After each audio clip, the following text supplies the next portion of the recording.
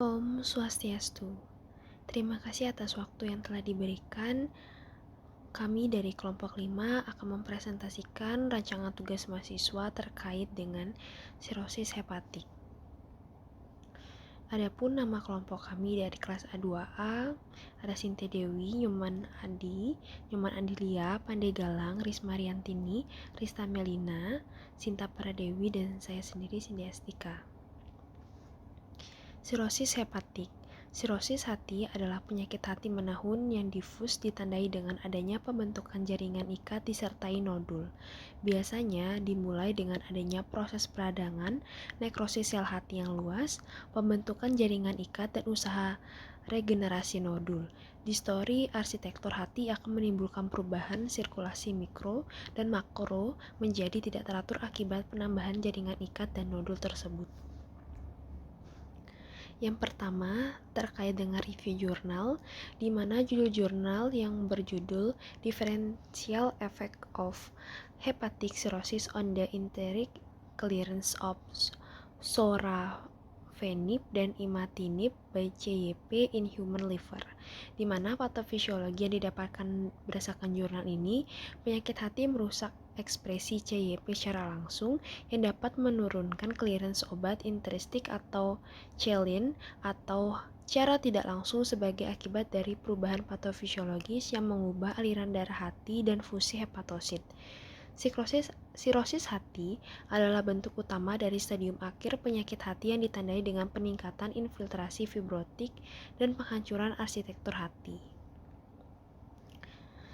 di mana studi klinis telah menunjukkan bahwa pembersihan obat itu substrat untuk CYP3A4 seperti midazolam dan eritromisin adalah menurun tajam pada penyakit hati lanjut, di mana studi biokimia analog telah menunjukkan hal itu. Biotransformasi oksidasi substrat CYP3A4 rusak menjadi penyebab enzim mengalami penurunan regulasi pada penyakit hati.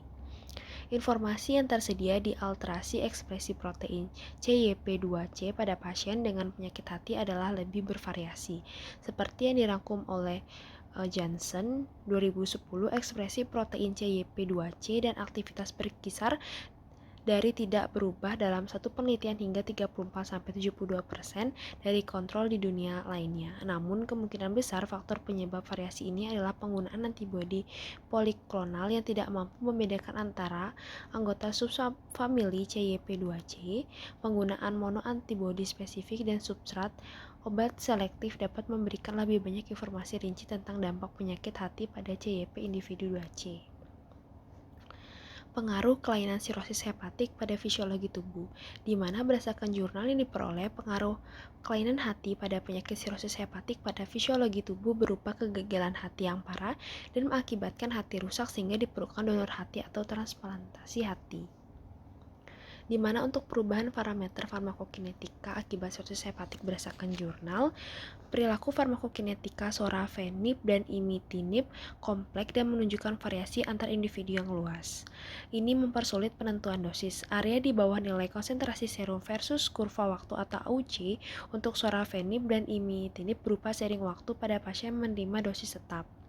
Dibandingkan dengan data AUC setelah 1 hari pengobatan, kedua obat terakumulasi pada kondisi mapan dan menunjukkan peningkatan nilai AUC yang kemudian menurun setelah pengobatan berkepanjangan. Kemudian, perubahan parameter farmakodinamika akibat sirosis hepatik. Hubungan antara faktor klinokopati pada pasien berhubungan dengan fungsi hati dan pembentukan metabolit utama dari sorafenib dan imitinib dinilai, seperti yang ditunjukkan pada gambar A6, pembentukan sorafenib N-oksida dan N-hidroksimetsorafenib berkorelasi positif dengan albumin serum, yaitu R sama dengan 0,68 pada kedua kasus, di mana P kurang dari 0,001 dan berkorelasi negatif dengan konsentrasi bilirubin serum, yaitu R sama dengan min 0,57 dan min 0,58 masing-masing, P kurang dari 0,01.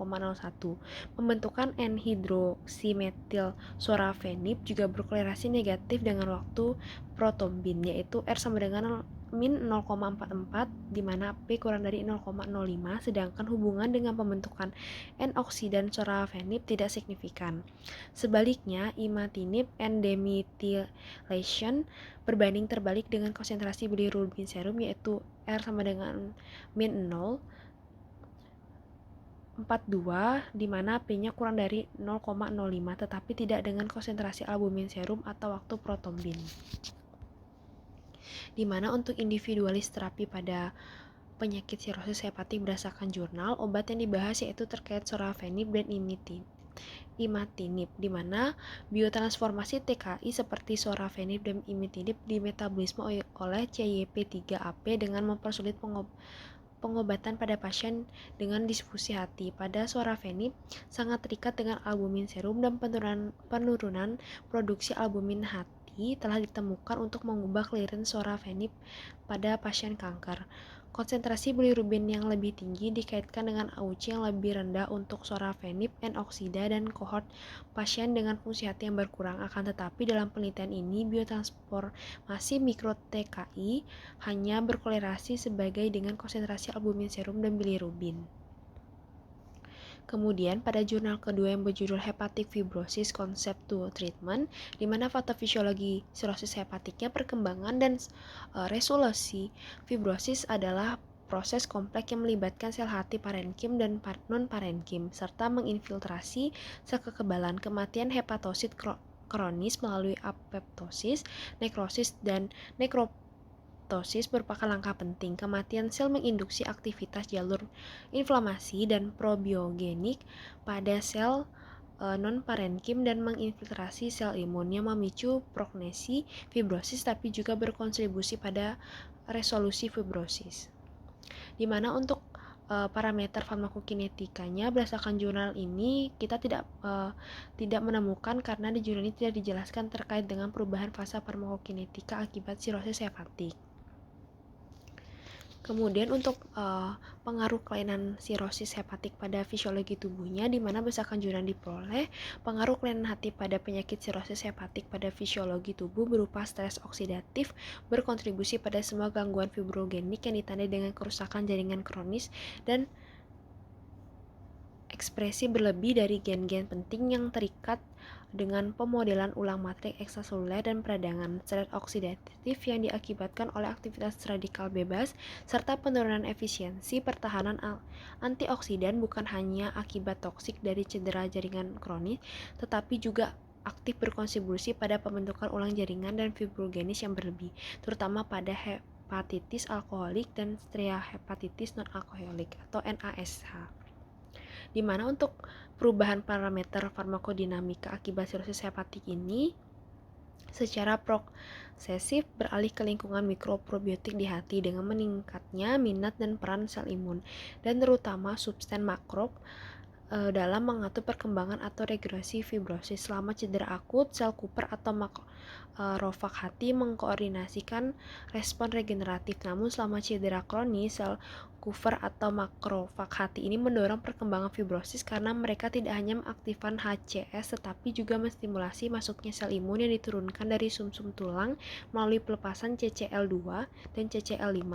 Jadi pengrekrutan LY6C yang diturunkan dari monosit yang belum matang hati makrofag bergantung pada CCL2 yang disekresikan oleh sel Cooper dan HSC. Dalam model murin, LY6C makrofag mendorong progresi fibrosis karena penghapusannya misalnya pada CD11B DTR tikus transgenik, menghambat respon probiogenik dalam model karbon tetraklorida atau CCl4 diinduksi fibrosis. Oleh karena itu, LY6C yang belum matang makrofag CD11B tambah F4 garing 80 tambah dan CCL2-nya akumulasi dependen merupakan mekanisme sentral aktivitas dan progresi fibrosis. Namun LY6C inflamasi dan probiogenik makrofag dapat didiferensiasi menjadi LY6C pro resolusi atau restoratif low makrofag. Di mana untuk individualisasi terapi pada pasien dengan penyakit sirosis hepatik, prospek pemulihan fibrosis sangat mencolok dan uji coba menggunakan obat antivirus telah menetapkan bukti konsep yang jelas untuk kemungkinan ini pada manusia. Model hewan telah mengidentifikasi HCS sebagai target molekuler penting. Pemberian gliotoksin secara khusus menginduksi apoptosis HSC untuk membalikkan fibrosis in vivo. Studi terbaru yang menggunakan ekspresi pelacakan nasib untuk memantau plastisitas HSC telah meningkat pemahaman kita tentang perilaku HSCS in vivo selama resolusi fibrosis.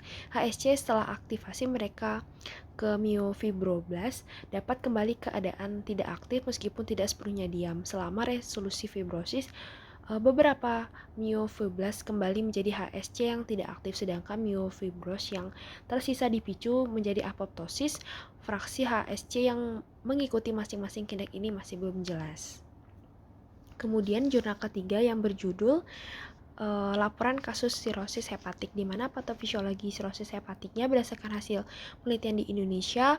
Virus hepatitis B merupakan penyebab tersering dari sirosis hepatitik, yaitu sebesar 40-50 kasus, di mana diikuti oleh virus hepatitis C dengan 30-40% kasus, sedangkan 10-20% kasus sisanya diketahui penyebab dan termasuk kelompok virus bukan B dan C. Sementara itu, alkohol sebagai penyebab sirosis di Indonesia mungkin kecil sekali frekuensinya karena belum ada penelitian yang mendata kasus sirosis akibat alkohol. Pada kasus ini, kemungkinan yang menjadi penyebab sirosis adalah perkembangan dari penyakit hati yang diakibatkan oleh alkoholik, di mana pasien mengaku gemar mengkonsumsi arak tradisional sejak muda, 2-3 kali tiap minggu, tiap kali minum 1-2 gelas. Alkohol merupakan salah satu faktor resiko terjadinya sirosis hepatik karena menyebabkan hepatitis alkoholik yang kemudian dapat berkembang menjadi sirosis hepatik. Di mana untuk pengaruh kelainan hati sirosis hepatik pada fisiologi ini, pada kasus berdasarkan hasil anamnesa yang telah dilakukan, didapatkan beberapa gejala yang dapat mengarah pada keluhan yang sering didapat pada sirosis hepatik, yaitu lemas pada seluruh tubuh, mual dan muntah disertai penurunan nafsu makan. Selain itu, ditemukan juga beberapa keluhan yang terkait dengan kegagalan fungsi hati dan hipertensi porta. Di antaranya perut yang membesar dan bengkak pada kedua kaki, gangguan tidur, air kencing yang berwarna seperti teh, ikterus pada kedua mata dan kulit, nyeri perut yang disertai dengan melena, dan gangguan tidur yang juga dialami pasien. Di mana untuk perubahan farmakokinetikanya, pada kasus ini, pada pemeriksaan fungsi hati ditemukan peningkatan kadar SGOT dan SGPT pada serum pasien yang dengan peningkatan SGOT dan yang lebih tinggi dibandingkan dengan peningkatan SGPT. Selain itu, ditemukan juga peningkatan bilirubin total, direct, dan indirect, di mana GGT juga mengalami peningkatan pada pasien ini. Kadar alkali fosfat masih dalam batas normal. Pada pemeriksaan protein didapatkan penurunan kadar albumin dan peningkatan kadar globulin dalam darah, sementara dari pemeriksaan elektrolit darah ditemukan penurunan kadar natrium dan kalium, di mana pemeriksaan hematologi pada pasien ini menunjukkan penurunan kadar hemoglobin dengan nilai EMC yang meningkat dan MCHC yang masih di dalam batas normal, di mana hal ini menunjukkan adanya anemia ringan normokromik makrositer yang kemungkinan disebabkan oleh adanya pendarahan pada saluran cerna. Selain anemia, ditemukan juga penurunan kadar trombosit atau trombosipenia pada pasien. Di mana untuk parameter farmakodinamiknya, berdasarkan jurnal yang kita gunakan, tidak ditemukan atau tidak adanya penjelasan terkait perubahan farmakodinamika yang terjadi. Di mana selanjutnya ada individualisasi terapi pada pasien dengan penyakit sirosis hepatik, di mana pada kasus ini pasien diberikan diet cair tanpa protein, rendah garam, serta pembatasan jumlah cairan kurang lebih 1 liter per hari. Jumlah kalori hari dapat diberikan sebanyak 2.000-3.000 kalori per hari. Diet protein tidak diberi pada pasien ini karena pasien sempat mengalami ensikopati hepatikum, sehingga pemberian protein yang dapat dipecah menjadi amonia di dalam tubuh dikurangi. Pembatasan pemberian garam juga dilakukan agar gejala ansietas yang dialami pasien tidak memberat. Diet cair diberikan karena pasien mengalami pendarahan saluran cerna. Hal ini dilakukan karena salah satu faktor risiko yang dapat menyebabkan pecahnya varises adalah makanan yang keras dan mengandung banyak serat. Terima kasih, sekian presentasi dari kelompok 5. Saya tutup dengan Parama Santi Om, Santi, Santi, Santi Om. Terima kasih.